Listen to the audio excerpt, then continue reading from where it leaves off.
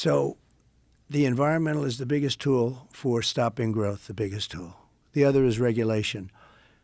And if you speak to Elon, he said the regulation now to send a rocket up to anywhere, even if you do everything, it's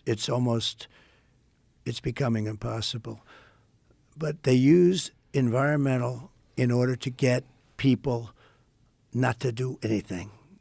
And sometimes I say, I look at some of I know the environmental stuff better because I had to build buildings in New York. I had to do environmental impact studies. And I would see some of these guys that I'd hire for a lot of money, environmentalists that would get you through the process. And they'd be up in Albany, that's the capital of New York, and they're up there trying to make it tougher for guys like me that were builders because they'd get paid more money. In other words, I had one guy, highly recommended. I was good at getting permits. I was one of the kings I was always very good.